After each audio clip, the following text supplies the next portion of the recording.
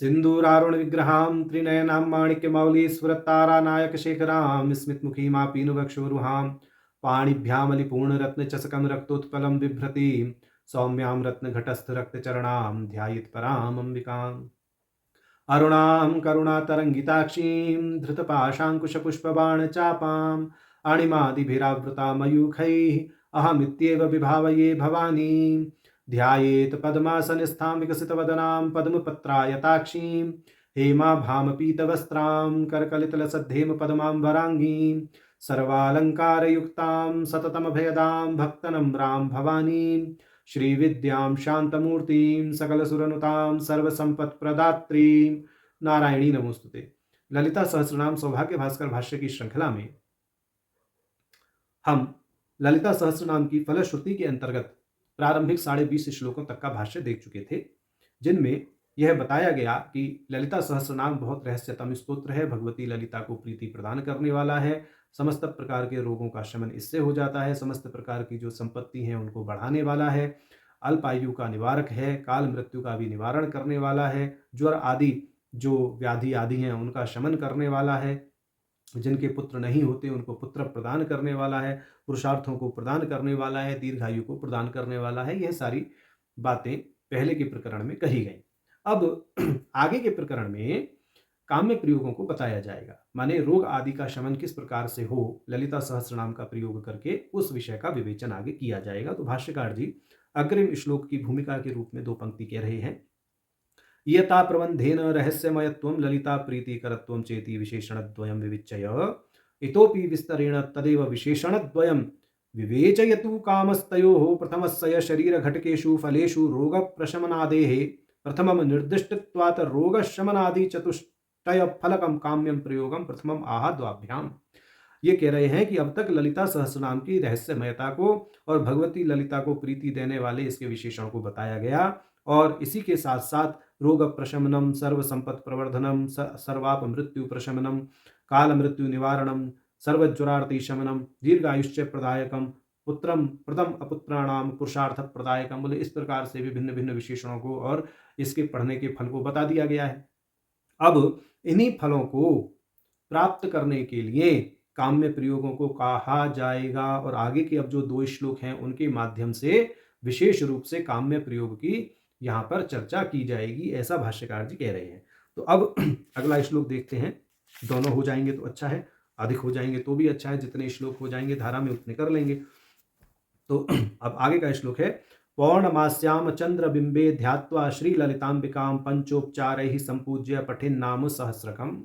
कह रहे हैं कि पौर्णमासी के दिन या पौर्णमासी की रात्रि में जो चंद्रबिंब है अर्थात पूर्ण चंद्र है, उस चंद्रबिंब में भगवती ललिता का ध्यान करना चाहिए और भगवती ललिता का पंचोपचार से पूजन करके सहस्र नाम का पाठ करना चाहिए।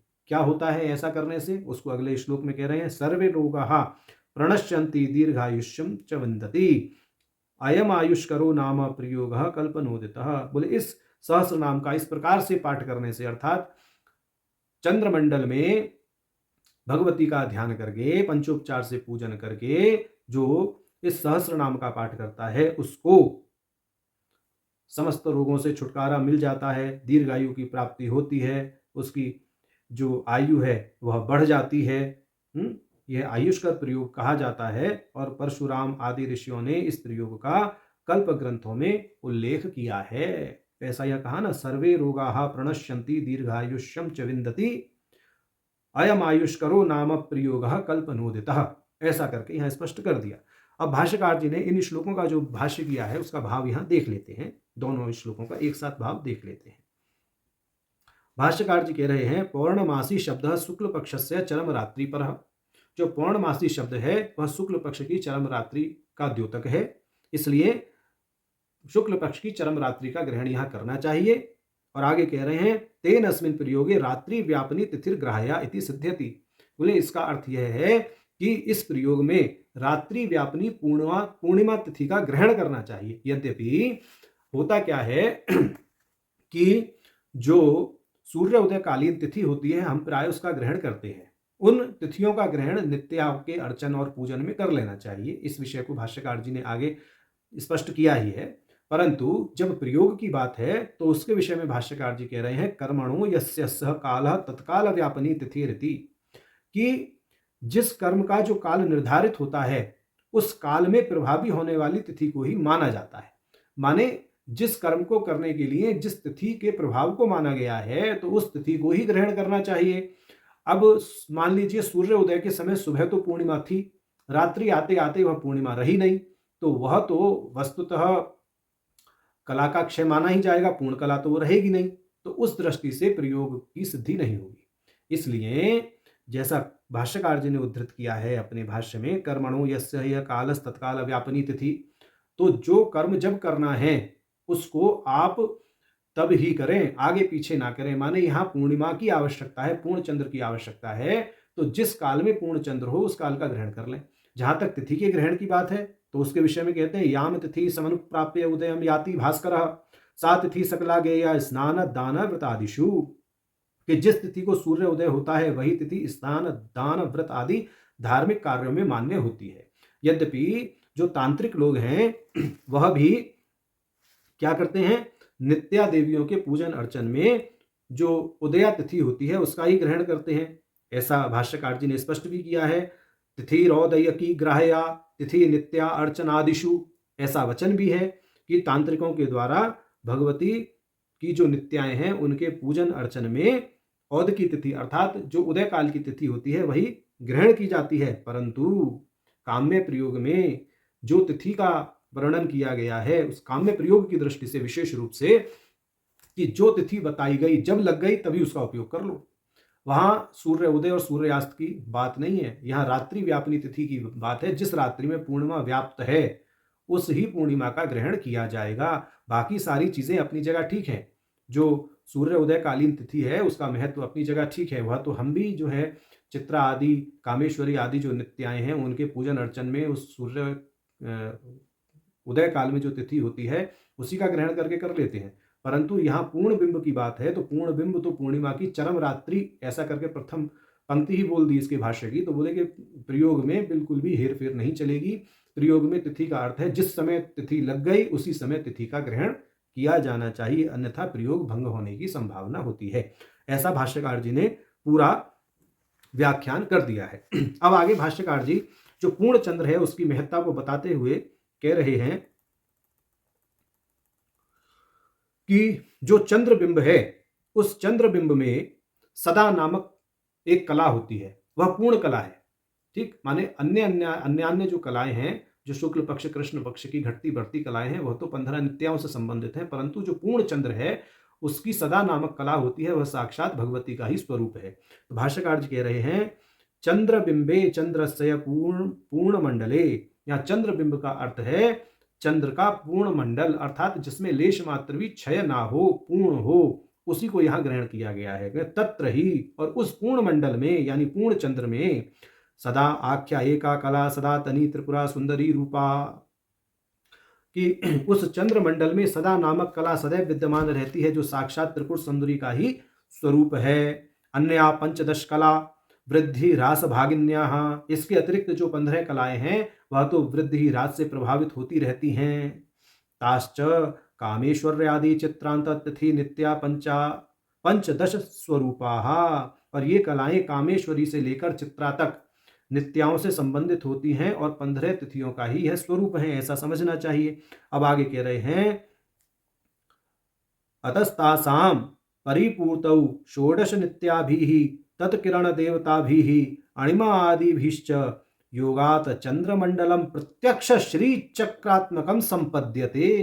कह रहे इन सभी कलाओं की पूर्णता अर्थात जो पूर्ण चंद्र है उसमें समस्त नित्याएं रहती हैं, क्योंकि समस्त कलाएं उसके अंदर हैं पूर्ण चंद्र में। इस दृष्टि से कि 16 की 16 उसमें नित्या यानी 15 नित्या और एक सदा नामक भगवती त्रिपुर सुंदरी, 16 नित्याएं, किरण देवता और अणिमा आदि सिद्धियों का योग उसमें होता है। इन सब के योग से चंद्रमंडल साक्षात श्री चक्र का ही स्वरूप बन जाता है। इसी उद्देश्य से कह रहे हैं आगे अनेनेव आशयेन चंद्रमंडल मध्यगा इति आदि नामानि, बोले इसी आशय से ललिता सहस्रनाम में चंद्रमंडल मध्यगा आदि नामों को कहा गया है। अतएव शालग्राम बाणलिंगादौ हरिहरयोरत्यंत अनवरत सानिध्य प्रयुक्ताववाहन अभाव इह अपि त्रिपुर सुंदर्यास्ताः सन्निधानात् आवाहनम तन मुद्राश्च न प्रदर्श्या। कह रहे हैं कि जिस प्रकार शालिग्राम और बाणलिंग में भगवान हरि और हर का अनवरत सानिध्य होता है और वहां आवाहन की आवश्यकता नहीं होती, इसी प्रकार त्रिपुर सुंदरी का सानिध्य भी स्वाभाविक रूप से पूर्ण चंद्र में माना गया है। इस कारण पूर्ण चंद्र में भगवती ललिता त्रिपुर सुंदरी के लिए आवाहन और तत्संबंधी जो मुद्राएं हैं उनको प्रदर्शित करना आवश्यक नहीं है, माने सीधा पंचोपचार करके पूजन कर लो, ऐसा कह रहे हैं। अब आगे कह रहे हैं ध्यात्वा पूर्वोक्त अवयवैहि शिष्टेन नहीं पूर्वोक्त अवयव वैशिष्ट्येन सावरणत्व रूप लोकातीतत्वेन च विचिन्तय ललिता अंबिका पादेन एव कर्मणो निर्देशातस्य च उक्त पाद्मवचनात् युक्ति निर्वचनानुसारेण तत्रैव पर्यवसात्। ये ध्यात्वा जो पद है उसके विषय में कह रहे हैं कि ध्यात्वा पद का अर्थ करते हैं कि पहले कहे गए समस्त विशिष्ट अवयव क्या है यहाँ, जो आवरण देवता है और भगवती की जो लोकातीतता का है कही गई, ललिता अंबिका जो नाम 1000वां है उसके भाष्य में भाष्यकार जी ने स्पष्ट किया है कि लोकानतीत्य ललिते ललिता तेन स उच्यते, ऐसा पद्म पुराण का वचन वहां उद्धृत किया है। अर्थात जो सब लोकों से अतीत हैं और क्रीड़ा करती हैं उन्हें ललिता कहते हैं, और वहां पर लोक शब्द का जो अर्थ है वो आवरण देवता ऐसा किया गया। तो इन सभी आवरण देवताओं से अतीत रहती हुई जो चंद्रमंडल के मध्य में बिंदु स्वरूप में जो स्थित हैं वह भगवती, ठीक, उनका ध्यान करना चाहिए। यहाँ ध्यात्वा पद इस प्रकार से प्रयुक्त हुआ है। तो पद्म पुराण के इस निर्वचन के अनुसार ही भगवती ललितांबा का ध्यान सभी लोक अर्थात आवरण देवताओं से अतीत चंद्रमंडल के मध्यगत बिंदु में करना चाहिए, ऐसा इसका अर्थ हुआ। अब आगे कह रहे हैं पंचोपचार ही संपूज्य पठे नाम सहस्रकम, कि पंचोपचारों के द्वारा पूजन करके सहस्र नाम का पाठ करना चाहिए। अब आगे कह रहे हैं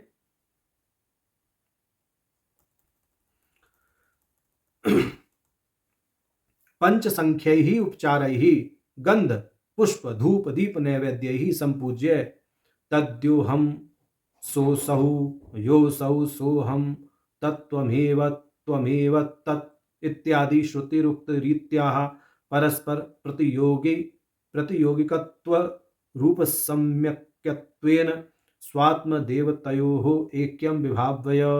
कह रहे हैं 5 प्रकार के उपचार इस प्रकार हैं, गंध पुष्प धूप दीप और नैवेद्य, इनसे देवी की पूजा करनी चाहिए।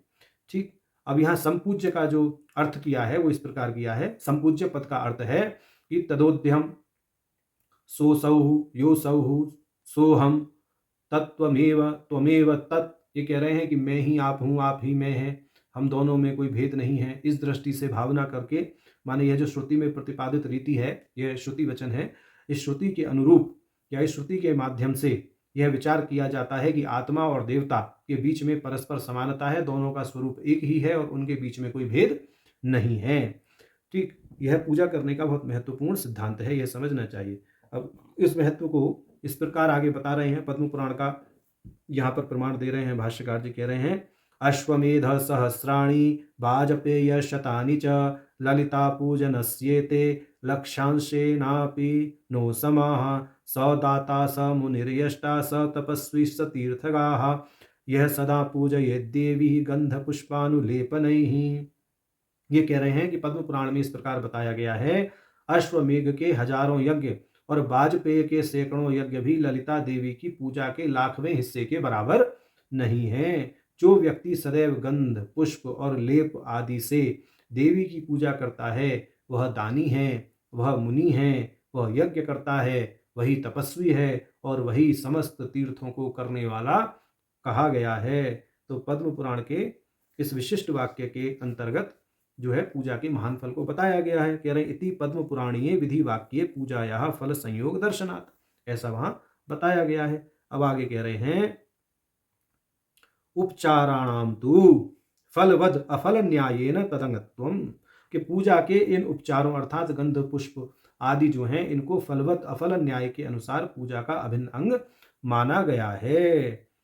ठीक, ऐसा यहाँ इन्होंने कहा है। तो इसलिए यह पूजा के अभिन्न अंग होने के नाते पंचोपचार से भगवती की अपने से अभिन्न मान करके पूजा करनी चाहिए, ऐसा कहा गया। अब आगे कह रहे हैं कि जो पंचोपचार है इसके बिना जो पूजा है वह पूर्ण नहीं मानी जाती है, ऐसा भी समझ लेना चाहिए। यहां कह दिया अतएव गंध पुष्पानुलेपनैः इति पंचोपचारैः इतिश्च तृतीया। बोले यहाँ जो तृतीया विभक्ति है यह इसकी सहकारिता को बता रही है कि गंध पुष्प के अनुलेपन के द्वारा पूजा करनी चाहिए, पंचोपचार के द्वारा पूजा करनी चाहिए। तो माने यहाँ पर यह अनिवार्यता को ही सूचित कर रही है तृतीया विभक्ति, ऐसा भाष्यकार जी ने यहाँ पर ख्यापित किया है। अब आगे कह रहे हैं भाष्यकार जी, संपूज्य पद का अर्थ अलग तरीके से बताते हुए कह रहे हैं अथवा अंतरयाग बहिर्यागौ गृहस्थ सर्वदा चरेत इत्यादिना पूजा द्वै विद्या अवगमात ऐक्य भावनमंतरयाग एव। ये कह रहे हैं कि जो पूजा है वह दो प्रकार की है, अंतर्याग और बहिर्याग, और गृहस्थ को यह सदा करना चाहिए। माने अंतर्याग और बहिर्याग गृहस्थों को सदैव करना ही चाहिए।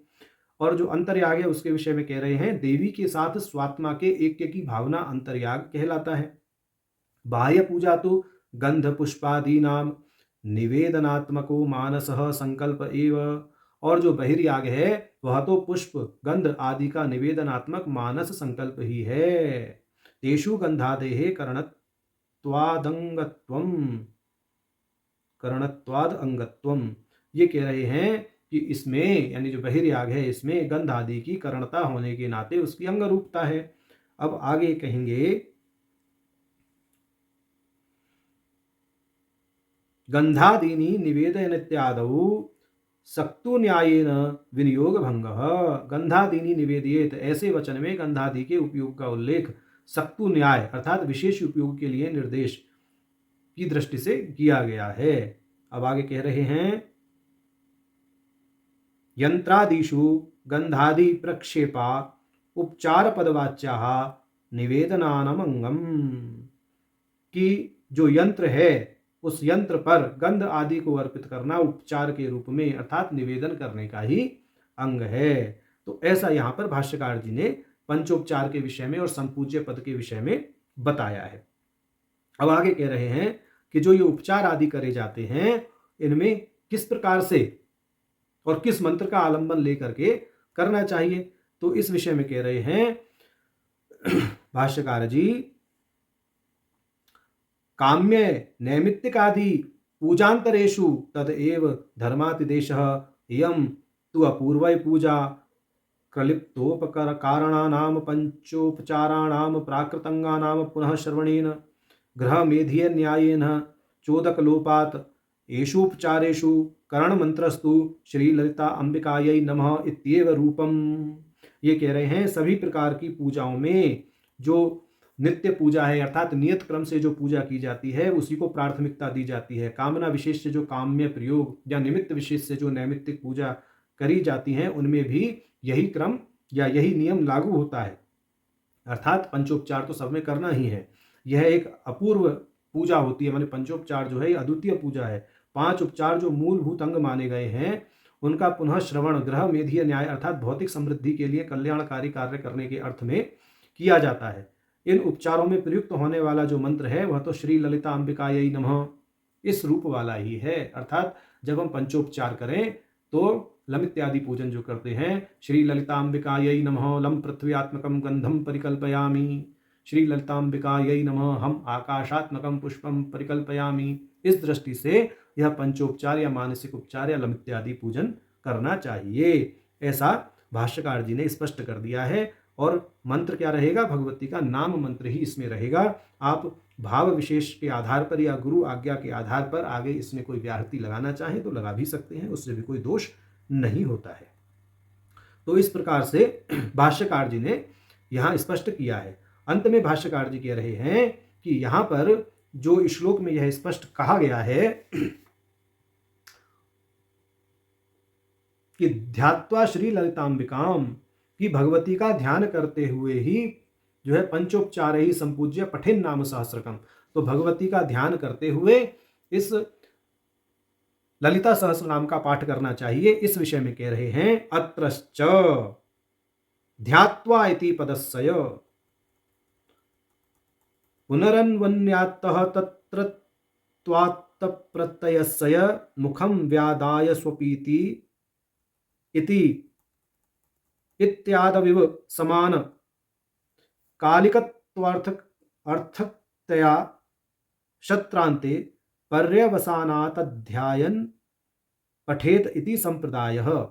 तो यहाँ ये कह रहे हैं कि जो यहाँ पर ध्यात्वा अर्थात ध्यान करने के बाद ऐसा कहा गया है ना, तो उस शब्द के बाद में प्रयोग की बात कही गई है, परंतु यह समझना चाहिए कि यहाँ समकालीनता जो है वह ध्वनित होती है। जैसे कहा जाता है मुखम व्यादाय स्वपीति, मुंह खोलकर सोता है, तो यहाँ पर समकालीनता का अर्थ है कि वह उसका मुंह भी खुला हुआ है, वह सो भी रहा है। बोले इसी दृष्टि से ध्यायन पठेत अर्थात ध्यान करते हुए पाठ पढ़ें, पाठ करें, भगवती का ध्यान भी करते रहें और पाठ भी करते रहें। इस प्रकार ध्यात्वा पठेत का अर्थ परंपरा में स्वीकार किया जाता है, ऐसा इसका अर्थ निकलता है।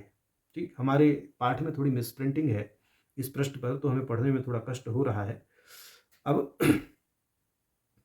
अगला श्लोक कहते हैं सर्वे रोगाः प्रणश्यन्ति दीर्घमायुश्च विन्दति अयमायुष्करो नाम प्रयोगः कल्पनोदितः। तो हमें अब यह श्लोक प्राप्त है जिसका अर्थ है कि ऊपर बताई हुई विधि के अनुसार जो व्यक्ति पाठ करता है उस पाठ को करने से उसके समस्त रोग नष्ट हो जाते हैं, उसे दीर्घायु की प्राप्ति होती है। और आयुष्कर प्रयोग नाम प्रयोग कल्पनोदित, यह जो आयुष्कर नाम का प्रयोग है यह तो परशुराम आदि ऋषियों के द्वारा कल्प ग्रंथों में भी वर्णित है, ऐसा कहा गया। अब यहां भाष्यकार जी भाष्य करते हुए कह रहे हैं इष्टम विषिनष्टि सर्वे रोगाः इति नश्यतीत्यः ध्वंस प्राग भावादि साधारणा भाव मात्र परः दीर्घायुष्यम अपमृत्यु काल मृत्यु द्वय अभावौ चकारात संपदाम ग्रहणम। ये कह रहे हैं इष्टम विशिष्टि सर्वे रोगाः इति, इसका अर्थ है सभी रोग नष्ट हो जाते हैं जो इष्ट के आशीर्वाद से संभव होता है, अर्थात भगवती के आशीर्वाद से ऐसा संभव हो जाता है कि जो रोगी हैं उनके समस्त रोग नष्ट हो जाएं। यहाँ नश्यति शब्द का अर्थ है प्राप्त रोग के ध्वंस से है, माने जो रोग प्राप्त है उसका ध्वंस होना। और प्राग भाव, जिनको रोग नहीं है अगर वह भी कर रहे हैं तो रोग उत्पन्न होने से पूर्व ही उसके कारण का समाप्त हो जाना, ऐसा समझना चाहिए। ऐसा सामान्य भाव यहाँ पर है। अब कह रहे हैं दीर्घायुष्य का अर्थ है अपमृत्यु और काल मृत्यु दोनों से बचाव, यानी दोनों से ही भगवती का यह स्तोत्र जो है वह बचाव करता है। और जो चकार पद आया है उस चकार से संपदा का ग्रहण करना चाहिए। सर्वे रोगाः प्रणश्यन्ति दीर्घायुश्च ऐसा करके आया ना, तो दीर्घम आयुश्च विन्दति। तो यहाँ पर जो दीर्घम आयु के बाद में चकार आया है वह संपत्ति का सूचक है, माने समस्त प्रकार की संपत्तियां भी इस स्तोत्र के पाठ से ग्रहण होती हैं, ऐसा समझना चाहिए। अब आगे कह रहे हैं तेन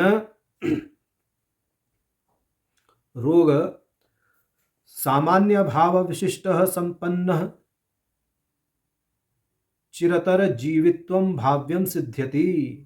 ये कह रहे हैं इस काम में प्रयोग से रोगों के सामान्य अभाव और विशिष्ट समृद्धि से युक्त दीर्घकालीन जीवन की स्थिति प्राप्त होती है। तेन रोगिण इव निरोगस्यापि रोग प्राग भाव परिपालनात् परिपालन उद्देश्येन अस्मिन प्रयोगे अधिकारः सिद्धः। इसका अर्थ है कि इस प्रयोग के द्वारा केवल रोगी का ही उपचार नहीं होता, बल्कि जो निरोगी व्यक्ति हैं उनको भी रोग उत्पन्न होने से पहले ही रोग से बचाव होने के लिए माने मार्ग मिल जाता है। संकल्प व्यवहाराद अवुपयोगित्वेन नामधेयम प्रदर्शयति अयम आयुष्कर इति। ये कह रहे हैं कि इस उपाय में संकल्प और व्यवहार के माध्यम से नामकरण किया जाता है। जैसे अयम आयुष्कर, यह आयु को बढ़ाने वाला है, ऐसा करके प्रयोग का नाम लेना होता है। अयम आयुष्कर प्रयोग, अयम रोग शमन प्रयोग, अयम पुत्र लाभ प्रयोग, अयम ज्वर नाशम प्रयोग। इस दृष्टि से प्रयोग का नाम लेना चाहिए, जो भी प्रयोग करें, ऐसा कहने का भाव है। कहते हैं करोतीति करह पचाद्यच। अब कहते हैं आयुषः कर आयुष्कर, तो यहाँ कर शब्द का अर्थ वह है जो करता है, ऐसा समझना चाहिए। आयुष्कर का अर्थ है आयु को बढ़ाने वाला, माने आयुष्कर का अर्थ है कि आयु को बढ़ाने वाला, आयु को वृद्धि प्रदान करने वाला यह स्तोत्र है। इसलिए यहाँ पर आयुष्कर प्रयोग है, स्तोत्र नहीं, प्रयोग के लिए यहाँ पर इस पद का प्रयोग हो रहा है। अब आगे कह रहे हैं कि परशुराम कल्प आदि सूत्र में इसको बताया गया है, ऐसा इन्होंने कह ही दिया पहले। यहाँ भी भाष्यकार जी ने कह दिया है, कल्प सूत्र तुल्येषु तंत्रेषु नोदितः कंठरवोक्ताः अथवा कल्पनेन भाव्यकरणयोः कार्यकारण भाव कल्पनेन उदितः समर्थितः यद्वा कल्पे भी प्रलय काले भी नोदिता विहितः। कह रहे हैं कि कल्पना के बल पर नाम कार्य और करण के बीच संबंध स्थापित किया जाता है। जैसे कल्प सूत्रों में परशुराम द्वारा निर्देशित विधियां हैं। इन कल्प सूत्रों के माध्यम से विभिन्न प्रयोगों की विधियां, जिनमें पूजा और अन्य कार्य भी सम्मिलित हैं, विशिष्ट रूप से उल्लिखित हैं। इसके अतिरिक्त कल्प सूत्रों में वर्णित सभी प्रयोग विधियां एक दूसरे से संबंधित होती हैं और इसमें से कोई भी प्रयोग प्रकट रूप से सूचित नहीं किया जाता।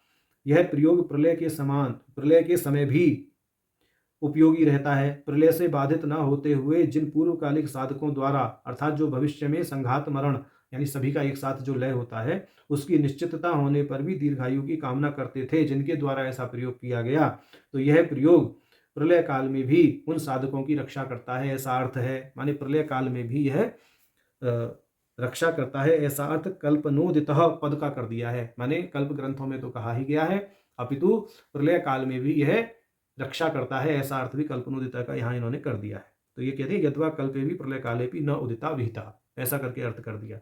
अब आगे कह रहे हैं भाष्यकार जी कि अब इस प्रयोग की स्पष्ट विधि कहेंगे। वो क्या कहेंगे जी? अथस्य स्पष्टतरम प्रयोग विधिरुच्यते, कि अब प्रयोग की स्पष्ट विधि को हम कहने जा रहे हैं। ये कह रहे हैं कि इसकी प्रयोग की विधि जो है वह इस प्रकार है। चंद्र आदि के बल से विशिष्ट उदय काल में व्याप्त पूर्णमासी तिथि वाले दिन पहले यथोचित अधिकार के अनुसार वैदिक और तांत्रिक नित्य कर्म को पूर्ण कर लें। फिर उपवास रखते हुए सायंकाल में पुनः स्नान करें। वैदिक और तांत्रिक सायंकालीन नित्य पाठ करें, अर्थात संध्या करें, और साथ ही नित्य पारायण पाठ भी करें। जब पूर्ण चंद्रोदय का समय आए, उस समय स्थान यानी पवित्र स्थान पर समंत्र आसन बिछाकर, समंत्र आसन अर्थात जो आसन की ग्रंथि आदि है उसको सही दिशा में लगा करके आसन के नीचे हृदयलेखा लिखनी चाहिए। इस दृष्टि से तो समंत्र आसन बिछाकर पूर्वमुखी होकर बैठ जाएं, आचमन करें, फिर प्राणायाम करके देश और काल का स्मरण करें। इसके बाद संकल्प लें कि मैं अमुक अमुक व्यक्ति अमुक गोत्र का हूँ, निरोगता के लिए, संपत्ति दीर्घायु की प्राप्ति के लिए भगवती ललिता सहस्र नाम स्तोत्र रूप माला मंत्र का पाठ करके आयुष्कर प्रयोग कर रहा हूँ, ऐसा संकल्प कर लें संस्कृत में। संकल्प करने के बाद अपनी खुली हुई आंखों से चंद्रमंडल को देखते हुए उसमें समस्त तिथि नित्याओं को गुरु पंक्तियों सहित त्रिपुर सुंदरी देवी की जो सांग और आवरण देवता हैं उनके साथ में कल्पना करें। माने समस्त नित्याओं का, अणिमा आदि सिद्धियों का, समस्त मुद्रात्मक देवियों का और जितने भी देवता श्री यंत्र में हैं सबकी उपस्थिति की एक साथ कल्पना करते हुए भगवती की वहाँ कल्पना करें। देवी के अंग प्रत्यंग का ध्यान करके फिर अपने साथ भगवती की अभिन्नता का स्मरण करें।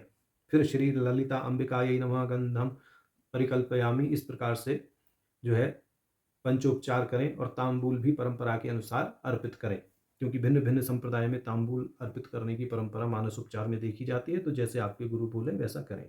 अब इसके बाद में चंद्रमंडल में देवी का ध्यान करते हुए पहले 50 श्लोक अर्थात जो प्रथम अध्याय है ललिता सहस्र नाम का उसको पढ़ें। उसके बाद ऋषि आदि न्यासत्रय करें, ध्यान श्लोक पढ़ें। उसके बाद प्रणव का उच्चारण करके स्पष्ट अक्षरों के साथ में अर्थ का मनन करते हुए श्री माता से लेके ललिता अंबिका तक जो 1000 नाम हैं भगवती के उनको पढ़ें। पाठ के अंत में फिर प्रणव का उच्चारण करके ऋषि आदि नासत्रय करें।